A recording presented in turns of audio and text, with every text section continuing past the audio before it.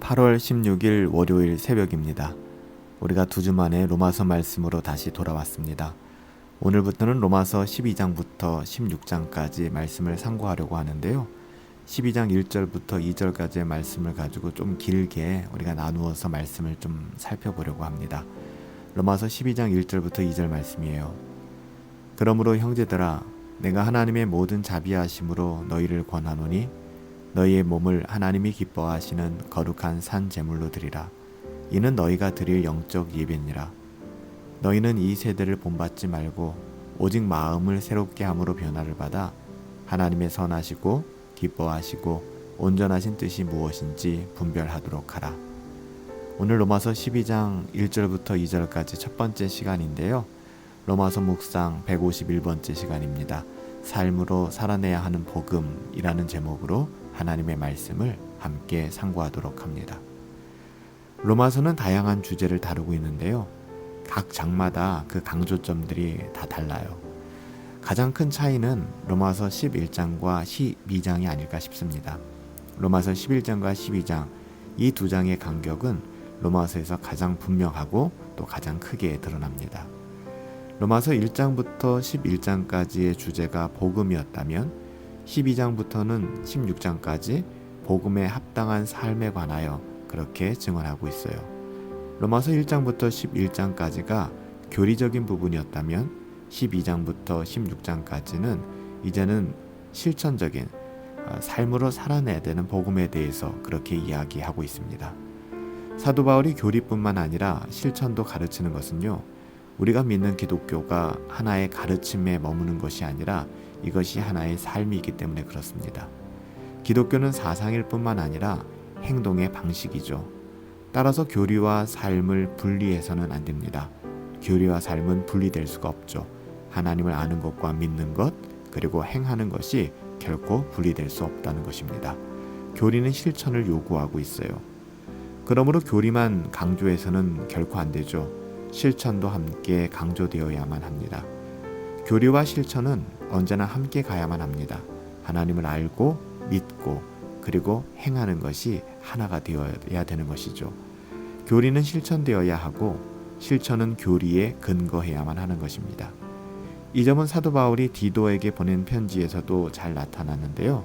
디도서 2장 14절에 보면 그가 우리를 대신하여 자신을 주심은 모든 불법에서 우리를 속량하시고 우리를 깨끗하게 하사 모든 일을 열심히 하는 자기 백성이 되게 하려 하심이라 이렇게 증언하고 있습니다.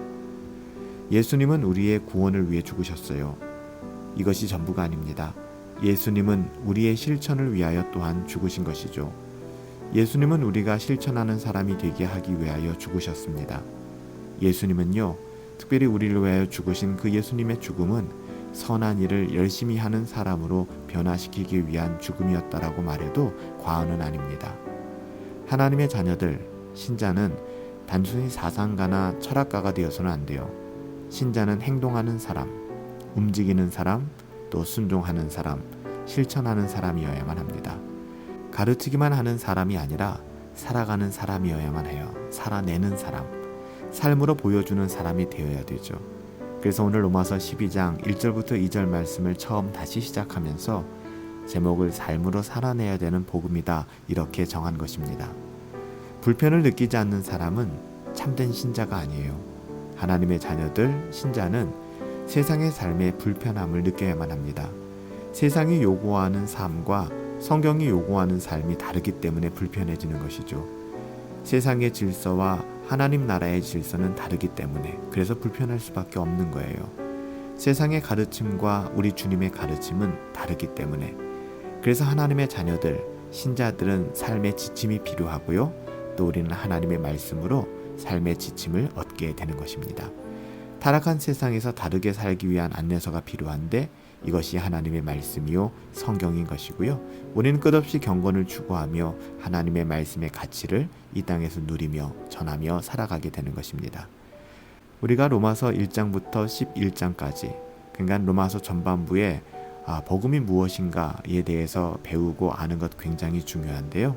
또 이후에 로마서 후반부 오늘부터 12장 시작되는데 이 12장 이후 16장까지의 내용이 필요한 이유가 여기에 있는 거예요. 삶으로 살아내야 되는 복음. 로마서가 11장에서 끝나지 않는 이유는요, 이제부터 우리가 구원받은 하나님의 자녀로서 구원받은 자의 삶을 살아내야 되기 때문에 그렇습니다. 이제부터는 우리는 구원받은 자의 삶에 대하여, 하나님을 영광스럽게 하는 삶에 대하여 로마서 12장 1절부터 시작해서 16장까지 배우게 될 거예요. 사랑하는 여러분들, 하나님을 아는 것과 또 믿는 것과 행하는 것에 있어서 하나가 될 수 있게 되기를 예수님의 이름으로 축복합니다. 하나님을 영광스럽게 하기 위해서는 우리가 하나님을 알아야 되잖아요. 우리가 로마서 1장부터 11장까지 은혜의 복음이 무엇인가를 분명하게 배웠습니다.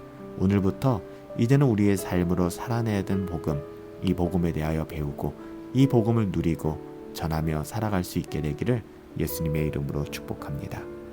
살아계신 아버지 하나님, 세상과 다르게 살아갈 수 있도록 우리의 영혼을 주장하여 주시옵소서. 세상의 질서가 아니라 하나님 나라의 질서를 따라 살아갈 수 있도록 은혜를 베풀어 주시옵소서.